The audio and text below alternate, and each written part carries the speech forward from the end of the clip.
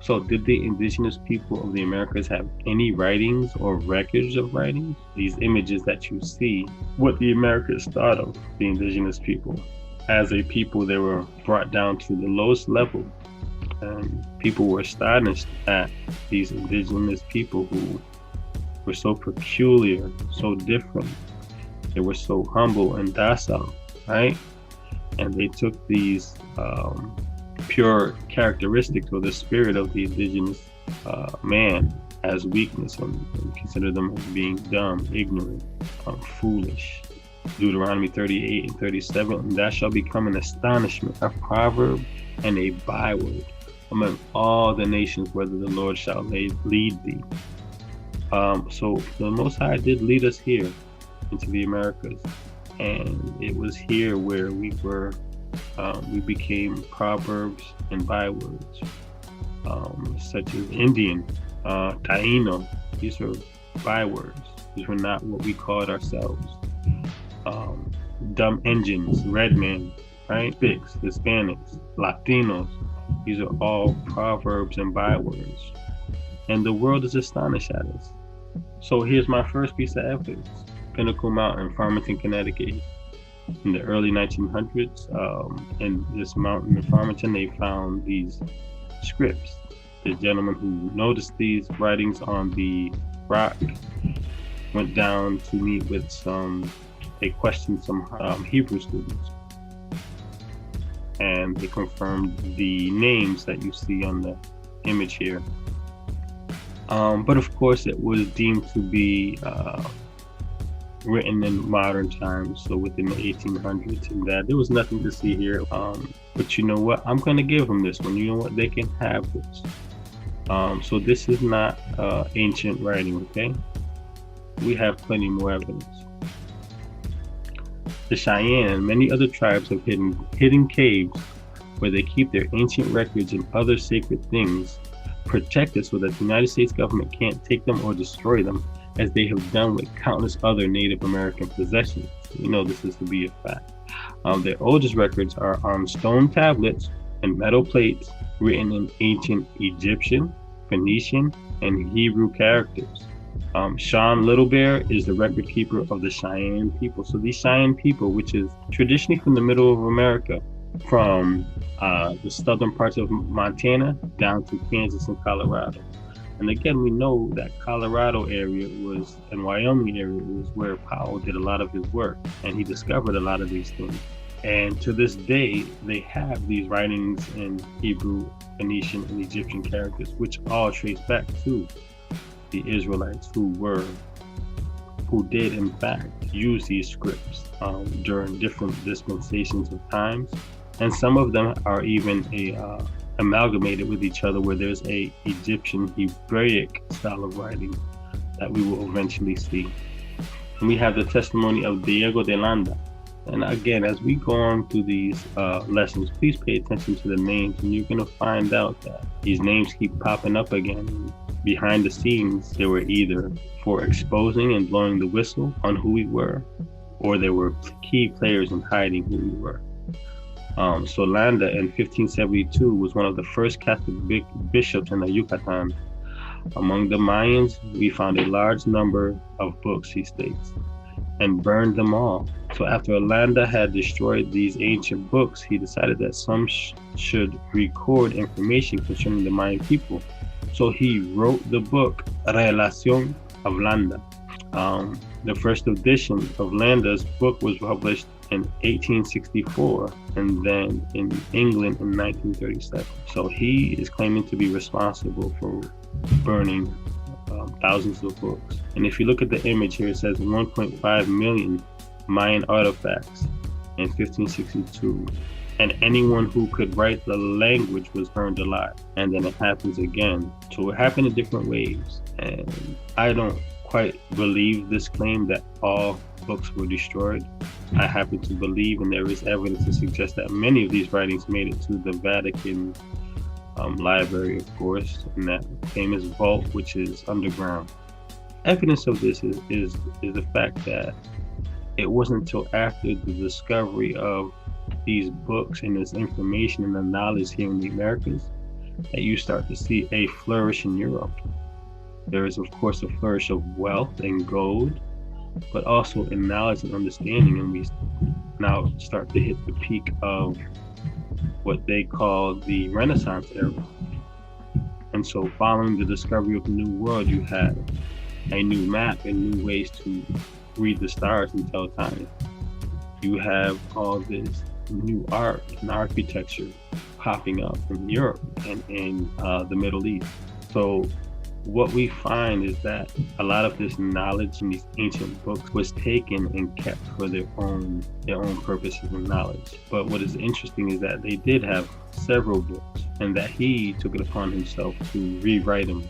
One thing I want to make note of is that his writing was in the 1500s, but it wasn't printed until the 1800s. And then it wasn't even published in English until the 1937. So we have a 400-year gap between this writing, with all this history not being exposed in English until the 1900s, 400-year gap.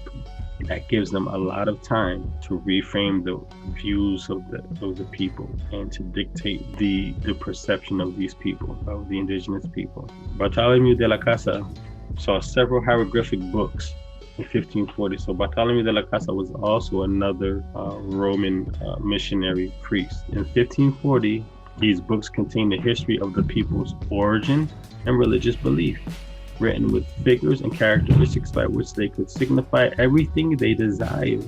The Maya were in fact the only people in the New World who had a writing system at the time of the Spanish conquest. So two things here. Again, they were astonished at the abilities and the techniques and the understanding that the Mayan had. And they took those abilities and techniques and understandings to Europe. But then they slide in, but they were the only people who had a writing system at the time of Spanish conquest. That idea will be refuted and challenged throughout the course of this series. This is out of the book, a sacred book of the Quiche Mayan people. It says, Maya hieroglyphics are partly phonetic and partly logographic. Because of their phonetic nature, Maya glyphs may be placed together to form any word which can be thought or spoken. There is no evidence that such a script was ever developed or used in the Guatemalan highlands after the late Pre-Classic. However, the authors of the Popol Vuh made it clear that they based their writings on an important text from the Mayan lowlands. It is likely that some 23 few scribes at the Quiche court were familiar enough with such books in their possessions that they could read them in at least a cursory way. So this gentleman is bringing out the fact that, to confirm what De La Casa was saying, is that they couldn't write anything that they desired with these phonetic sounds. And they had a book called the Popol Vuh. Now, this book is very interesting. We're going to spend a lot of time looking at this book because this was one of the writings of religious and spiritual beliefs of the Mayan. And there were different forms of Popol Vuhs throughout the Central and South Americas. They had different names, but these ancient writings to be found in all tribes. And so the question is, why don't we know about them today?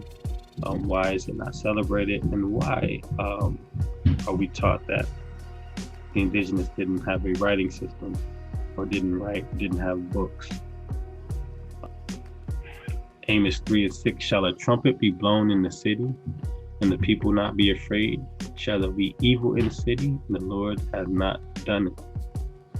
But we have to know and understand that whatever has occurred in our history, all the genocide, the death, rape, rob, and murder was ordained.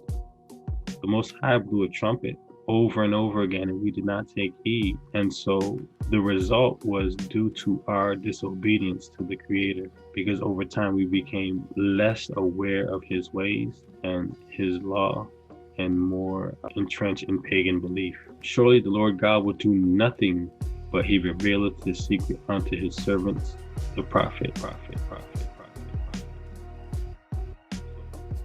Even though we were going through this periods of being caught up in pagan belief and being in the Americas and it being our own world of richness and our own Garden of Eden, the Most High always had his remnant who he gave messages to, who wrote down their visions, who prophesied the coming of the Europeans, who prophesied separating from the Europeans, and the remnant who had visions of the tribes going off and warned them to get back to their ways of tradition.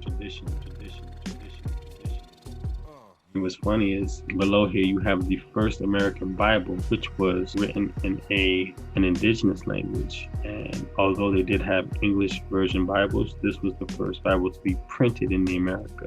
And so what the Most High brought along with the disease and the murder was the book of Judah, the stick of Judah, which was a vast part of our awakening as a people, especially even in those times when they were able to realize that this book has similarities with a lot of their traditions and their books. So this is from the view of the Hebrews, the lost tribes of Israel and America.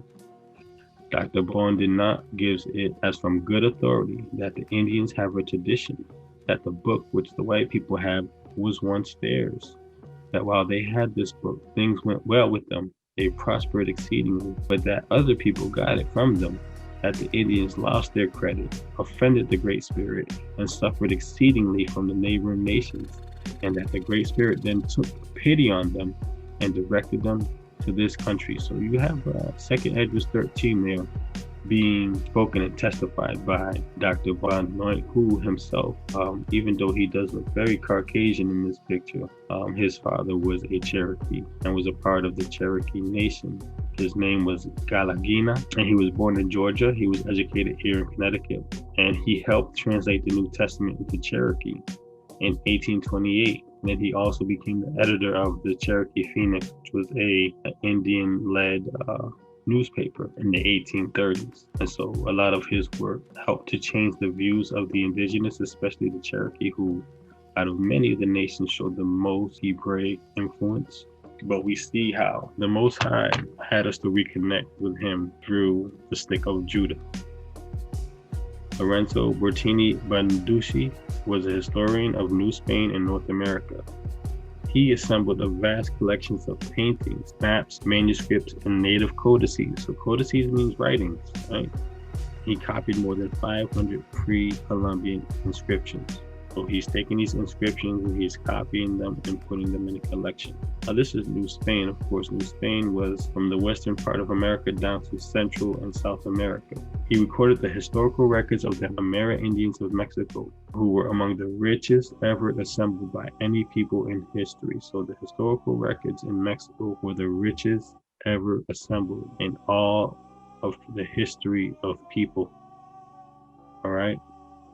They were accurate, reliable, voluminous, and seemed to confirm every single detail of the biblical narrative, including Genesis, the flood, the dispersion, after the destruction of the Tower of Babel, and the total solar eclipse that plunged the earth in darkness after the death of Christ.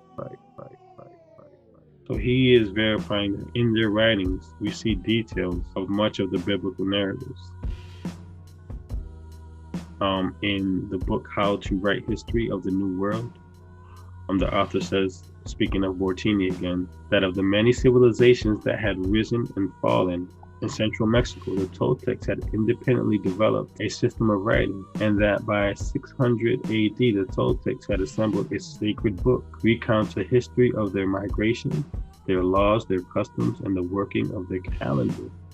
Bortini suggested that the records of the Toltec were reliable because Humatazin, known as the Toltec Moses, drew his information from the hieroglyphs. So again, we have evidence of Hebraic writings, origins, and a very sophisticated writing system. The 10 tribes of Israel, historically identified with the Aborigines of the Western Hemisphere. The author here states, we are naturally disposed to inquire what was the Teo-Maxtili, the name of the divine books which contain the history, mythology, calendar, and laws of the Toltecs. His word is compounded of Teo, which means divine, Amtil, which means papyrus, and then Maxtili or Mastili. For the Mexican language, the Y and the X are frequently supply the place of the X. And then till, which is devoid of meaning, but is a general termination of the word. So in other words, Mastili then appears to be Moses, when the sentence would be now the divine books of Moses. We have more evidence of the 5 divine books of Moses, and they even named it that. So it's not an inference that they were the books of Moses. They were titled the divine books of Moses by the indigenous people. In 1877, the respected leader of the Nez Perce tribe surrendered to the U.S. government. At his surrender, Chief Thunder Rolling Down the Mountain, known as Joseph, ironically, presented General Nelson Appleton Miles with a pendant, a 1-inch squared tablet with writings unrecognizable to General Miles. The writings, which was translated by Robert Diggs, was Assyriology professor at the University of Chicago, turned out to be a sales script dating back to 2042 BC Syria. So the tablet that this chief gave to the general was an ancient Assyrian sales receipt. In it said, Nalu received 1 lamb from Abashaga on the 11th day of the month of the festival of An in the year, and Magalana was installed as high priest of Nana. So Chief Joseph said that the tablet had been passed down in his family for many generations. How would his family come into possession of a nearly 4,000-year-old tablet? According to the chief, they were inherited to him from their white ancestors. So this is the tablet. I want to bring your attention to the concept of a white ancestor.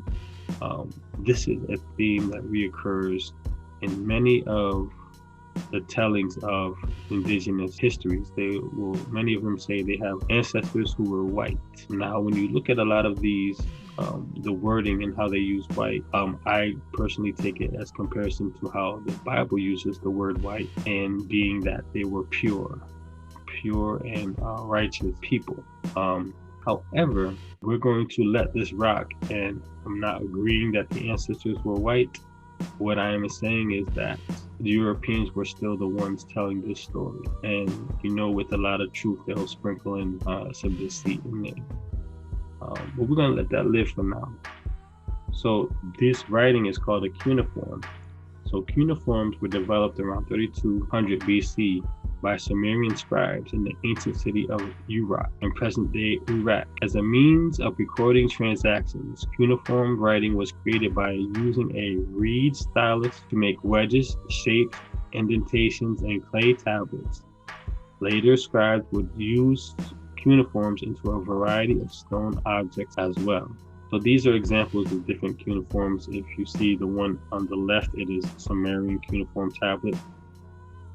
The one above on the right is a Neo-Assyrian lexicon list of stone tablets. So this was the tablet that kept a record of all these smaller tablets. Remember, their receipts. And what needs to be known about this is this goes back to the ancient Sumerian priest who dictated government and economy, which is the forerunner of the economy systems that we see now in this world. Right, we call it the Babylonian system of economy. And what these receipts help to develop is inflation. And the way it worked is, if you say, let's say you grew corn, you wanted to barter corn for an animal, for a goat, for a sacrifice. You would bring the corn, and now this priest says, well, we don't have the goat now, but I will give you this receipt and take your corn. And when I have the goat, I will give you the goat. And what happens is, over time, they had demand for specific animals during different celebrations and holidays. And so instead of now your goat being one receipt, you needed 3 receipts to get a goat, because everyone needs a goat. and whoever has the most receipts will get the goats. So this is the system, this debt system. This is the origins of that in creating inflation and debt. So different combination of these marks represent syllables, which could be turned and put together to form words. The scripts, not itself a language, was used by scribes of multiple cultures over the time to write a number of languages other than Sumerian. So it wasn't a language per se, it was a system of images that represented different things. So in this photo of an ancient relic sculpture, we see the Assyrian god Ashur upon his throne. So that's the image on the top left. It is a four-pointed star with a circle in the center. Radiating out of it, out from between the 4 points, are the stars and rays of light. So you see this image is directly underneath is the modern Assyrian flag. And this image was found in the container of Chief Joseph that was holding this cuneiform, which you see on the bottom right. That's the same image, the Assyrian image, that was holding the cuneiform, further cementing the concept and idea that this cuneiform was of Assyrian nature. And we know that the 10 tribes were taken into Assyria and then eventually left Assyria for the Americas.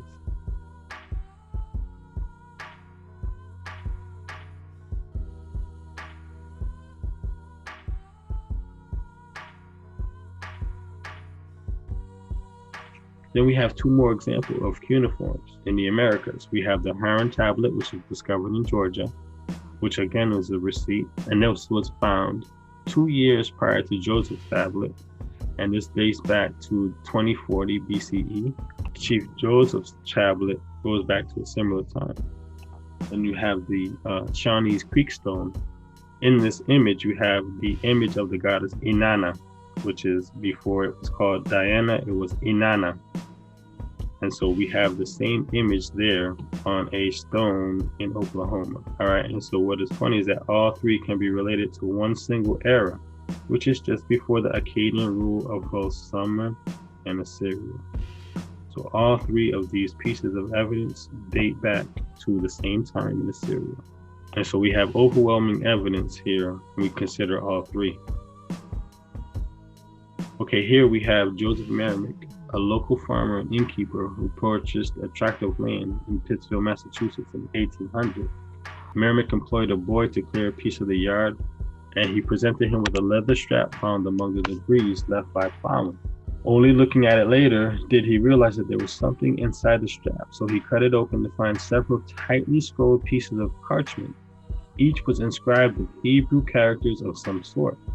Thomas Allen identified the object as Jewish phylacteries containing 4 pieces of parchment inscribed with the verses of Deuteronomy and Exodus. We're going to go over that in a second. Merrimack said the land had been the site of Fort Hill, which was a colonial militia during the French and Indian War. Prior to that, the area was called Indian Hill, in reference to it being the site of a former Mohegan settlement.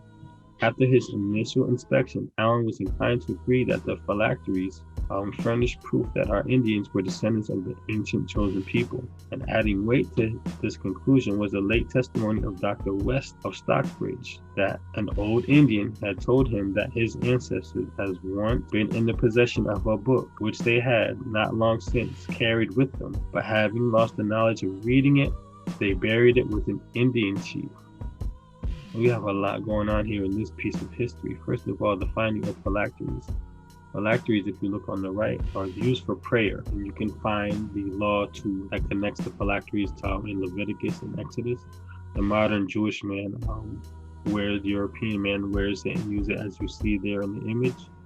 But in the lower images, we see also the indigenous having similar traditions, and then the actual phylacteries being found. But then on top of that, we have someone confirming the Hebraic connection by stating that they have possession of a book that they carried with them, but lost the knowledge of it and buried it in the Indian chief. So once again, we have another piece of evidence of them, the indigenous people, having written books that they brought with them or that they carried around with them, which eventually they lost the understanding of. In the early 1820s, Ethan Smith, a congregational minister, and Vermont became interested in the Pittsfield phylacteries. Though he never actually saw it personally, he described it in his book View of the Hebrews. He states, scriptures found written in the parchments enclosed in the cover skin. And these are the scriptures. It was Deuteronomy 6, 4 through 9, which is the Shema, Hear, O Israel. Then there was Deuteronomy 11 and 11 through 16, which interestingly reads, but the land where you go to possess it is a land of hills and valleys, which is very similar to a way that we can describe the Americas. And drinketh water of the rain of heaven, a land which the Lord thy God careth for. The eyes of the Lord thy God are always upon it, from the beginning of the year even unto the end of the year. So again, this verse 11:11 describes, and 12 describes the Americas. Some of the highest elevations and mountains in all of the world are here in the Americas. Verse 13, and it shall come to pass, if ye shall hearken diligently unto my commandments, which I command you this day, that I will give you rain of your land in his due season. All right, so we know that eventually this is where they went off. Verse 16 then says, take heed to yourself that your heart be not deceived, and you turn aside and serve other gods and worship them. So the irony of Deuteronomy 11 being one of the scriptures written down for them is that is exactly how they went off. And then you look at Exodus 13 and 11 through 16. And it shall be for a token upon thy head, in the frontals between thy eyes. For by the strength of the hand of the Lord brought us forth out of Egypt. So this is reference to the phylacteries. So these were the scriptures that were found in Indian Hill, Massachusetts, and Pittsfield. Then we have, we're going to go through a collection of archaeological evidence and scriptures that were found throughout the Americas, starting with the Newark Decalogue stone. Some of these are very well known. What's special about this one is that it has an image of Moses with the Ten Commandments written throughout it. And then we have the Black Creek stone, which is an ancient Hebrew inscription that translates for the Judeans, which is a part of the Smithsonian's collection. Isn't that funny? Now, the reason why, the way they connected this was, if you look on the image in the bottom right, is from a Hebraic writing. And when you look at the inscription and the image, they match perfectly, which it reads, holiness to the Lord. So this was an inscription that was worn on the forehead of the high priest, as described in Exodus 39. And they made the plate of the holy crown of pure gold and wrote upon it a writing like to the engraving of a signet. You have Los Lunas Decalogue stone, which is a boulder which had the Ten Commandments on it in New Mexico. Then you have the Hebrew petroglyph panel, which is in New Mexico also, and it was authenticated as being Hebraic script. You have the Tucson lead artifacts with Hebrew inscriptions, which are found in Tucson, Arizona in the 1800s, which is also verified as authentic. What's ironic, or what's different about these, is they have a lot of Roman symbolism. The cross, the Roman cross, and the sword, the Roman style swords, which brings an interesting layer of questions. And then the Hanukkah earthworks, which is referring to the mounds. The Newark keystone, shape of the stone is reminiscent of the key used at the top of stone arches in ancient times. It has the law of God, the King of the earth, and the word of the Lord inscribed on it. Holies of holies, the law of Yah, King of the earth, and the word of Yah. And then we have the Newark stone bowl, also with Hebrew inscriptions on it. This is the petroglyphs of Purgatory River, the south of La Junta, which again is connected to the Colorado rivers, where good old Mr. Powell was exploring. And what's interesting about this script here is that it was translated, it dated back to Old Negev, which is an old form of writing in the Negev region of Israel. And it translates to state, as the first and the last, he will be Yah. Fear the sound of increasing truth descending from my cover. A powerful statement, which kind of shows the timelessness of the Most High, right? But the increasing truth, the pillars of truth coming down from his cover. So So remember, the cover is the blindness that was put upon the world, being asleep as in Ezekiel 37, and then being awakened by the two sticks. So we have this prophetic and very meaningful script found in Colorado, which is specific to Hebraic script. You have the Gillespie Stone in South Colorado. Again, you have very Hebraic and Negev style scripts. Keystone Ruins in Minnesota. Here you have the Dighton Rock in Berkeley near Taunton, Massachusetts, more Hebraic scripts. This one's a little different, coming out from South America, the native races of the Pacifics, 1886. So the above carving on two pure copper metals. So remember, a lot of the findings were either clay, copper, and then different stones. But copper metals and different metals show an intelligence on the ability to manipulate metals, which again is very ancient in their techniques. So you have two copper metals found in the vicinity of Guatemala, 2 inches in diameter, and they may represent Adam in the Garden of Eden with the serpent. Let's look a little further into it. You can see here they put much study into this, where you see the trees, the tree of life, the tree of knowledge. You see the serpent, other plants and animals in the garden. Next we have the inscription found by the explorer Jean Savoy, King Solomon's mine in Peru. And Peru is an interesting place because they have found temples in Peru that match every inch of the temple in the Bible. So we have a Temple of Solomon found in Peru, and that we're going to get into that a little later in the study. So the form of ancient symbols is significant in itself, inscribed in the Andes on a tomb wall, and in Tel Qasil, Israel, on a container once carried there on a Phoenician ship from a distant place called Ophir. We have the same writing in a tomb in Peru, and then the same writing on a container in Israel, which is believed to be from Ophir. And that in itself is another entire lesson, the thought of Ophir and that being the Americas, which we will get into.